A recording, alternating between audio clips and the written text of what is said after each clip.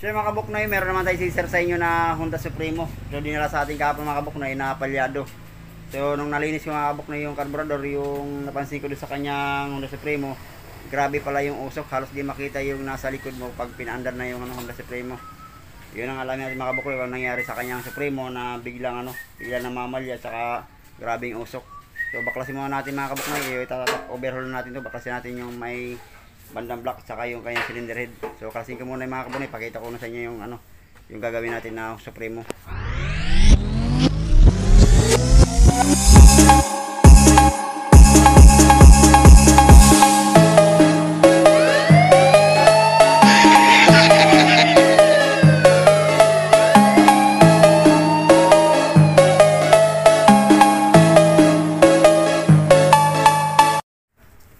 So kabuknoy, ito na yung Supremo na dinala sa atin na namamalya.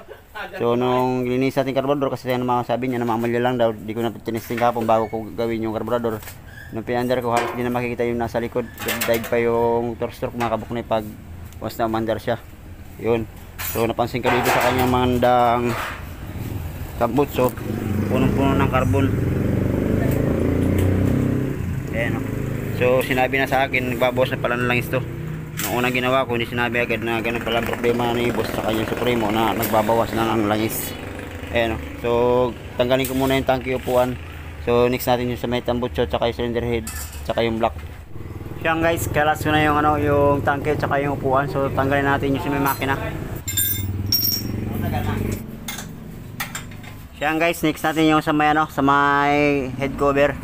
Yan, tanggalin na rin natin yan.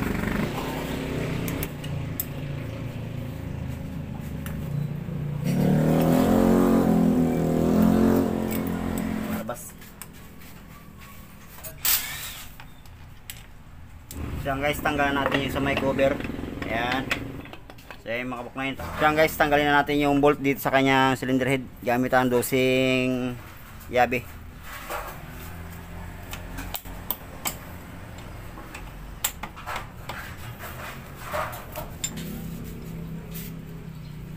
Diyan guys. So naluwag na natin, tanggalin. Lalabas.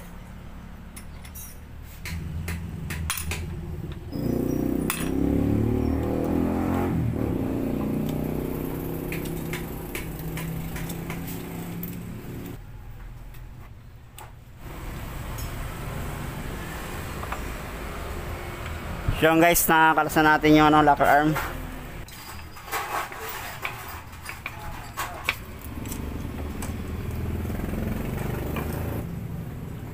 So guys, dito sa kanyang sa may cylinder head, hindi masyadong makapal yung carbon, pero napakabasa yung langis. Ayan so basa siya. So check natin sa may block. So dito sa kanyang guide, so magpapalit na rin tayo. Ayan Ayan, napansin ko dito sa kanyang piston, basang-basa ng ng langis. Kaya pala mamamasa ng spark plug. Pag nabasa ng spark plug mga kabuknoy, saka naman siya namamalya ngayon. Turing.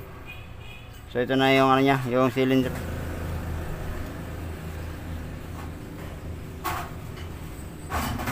So yung mga kabuknoy, meron na siya mga kamot. Ayan napakaraming kamot dito sa kanyang cylinder block. Yun, so yung problema pala ni boss sa kanyang Supremo. So ipare-rebore na natin yan mga kabuknoy. So kalasan na rin natin yung piston. Ayan so lagyan muna natin ng basahan para once na may pumasok dun sa loob, maharangan ng basahan. So guys, ito na yung kanyang piston. Ayan so dito sa kanyang oil ring, stock up na rin mga kabuknoy, hindi na gumagalaw. So talagang mag-uusap talaga to once na yung piston ring natin, ay oil ring natin nag-stock up. Ayan so ipa-rebore muna natin, tsaka papalitan yung valve seal, rebore, tsaka yung guide. So papalitan rin tayo mga kabuknoy. Yun. So ito na yung parts ng Honda Supremo na gagawin yung ginawa natin na pare-rebore at tsaka yung sa may valve seal, guide. So palitan rin tayo. Yun palang problema ni boss, gas na rin yung block pala. Gas yung block, yung oil ring niya stock up na rin, so hindi rin naglalaro. Yun, so gasan muna natin mga kabuknoy, saka pare-rebore muna natin. Yan yung parts. 2,000 years later. Ito na yung gagawin natin na Supremo. Ayan o. Ayan, sa makabuknoy. So, ito na, paribor na natin, number 50. Ayan o. So, ang gamit natin makabuknoy na piston, yung Rico brand. Ayan, so, nag-aray na rin natin yung engine valve. So, mapapalit na rin tayo ng valve seal. Ayan o. So, yung gagamitin natin makabuknoy na valve seal, yung pang XRM. So, asimbolin ko na makabuknoy yung ring dito sa kanya piston. Yun, so gasan ko muna to. Simbolin natin doon sa kanyang makina.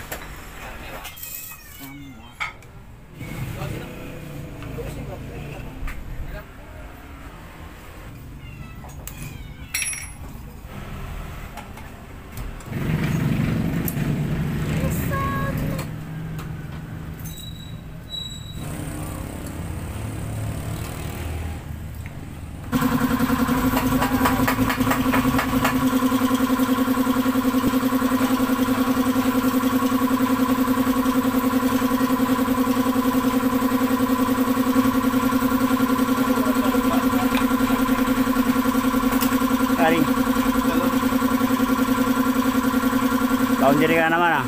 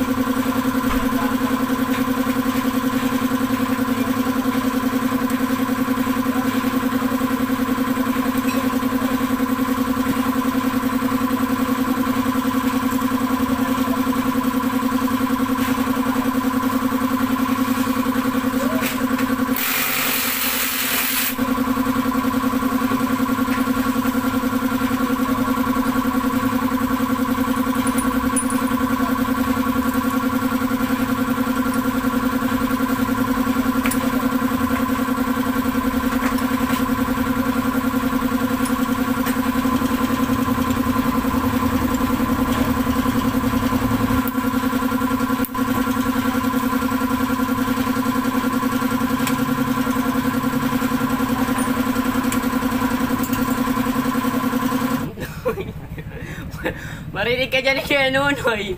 Manonood ka talaga.